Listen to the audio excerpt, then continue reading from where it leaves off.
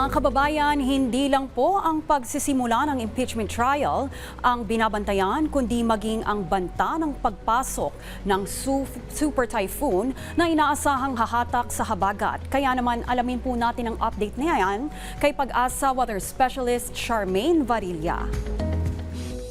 Magandang hapon, Ma'am Trixie. Maging sila ng ating mga kapatinigat na rin ng ulat sa lagay ng panahon. Sa kasalukuyan, yung reach ng high pressure area ang siya nakapapekto sa may extreme northern Luzon. Samantala dito sa Metro Manila at nalalabing bahagi ng ating bansa ay iilan naman yung mga localized thunderstorms lalo na nga sa hapon at sa gabi.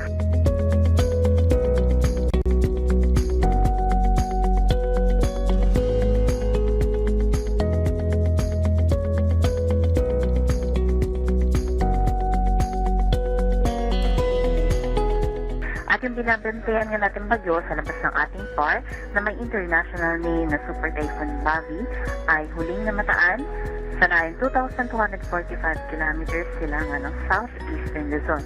Sa kasalukuyan tumikilos ngayon pa west-northwestward sa bilis na 20 kilometers per hour. At inaasahan nga natin na yung pagpasok nito sa loob ng ating Philippine Area of Responsibility matas ng gabi o Miyerkules ng madaling araw. At papangalanan nga natin yan na si Bagyong Inday.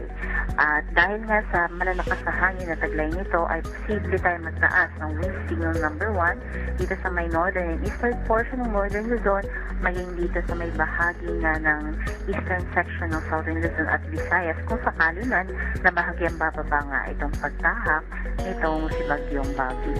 At mababa pa naman yung chance nito na maglandfall, ngunit maaaring lumapit ito dito sa may kapuluan ng Batanes. Kaya i-expect po natin na posible na tayong magtaas ng wind signal as early as bukas ng gabi o Miyerkules ng madaling araw. At kasabay po nan yung pagtataas din natin ng gale warning at weather advisory dahil din sa paglakas ng mga pag-ulan na ng enhancement ng ating hangin sa bagat. Magsisimula ngayon Miyerkules dito sa may kanurang bahagi ng Mindanao at magtutuloy-tuloy at maaaring tumaas sa may western section ng Visayas, Southern Luzon, maging dito sa may western section ng Ilocos Region o Luzon. Kaya iba yung pag-iingat sa ating mga kababayan at tumutok sa Pag-asa hinggil nga sa mga latest updates and warnings na ipapalabas natin sa paparating na bagyo at malalakas sa mga pag-ulan. At sa magiging lagay naman po ng ating dam,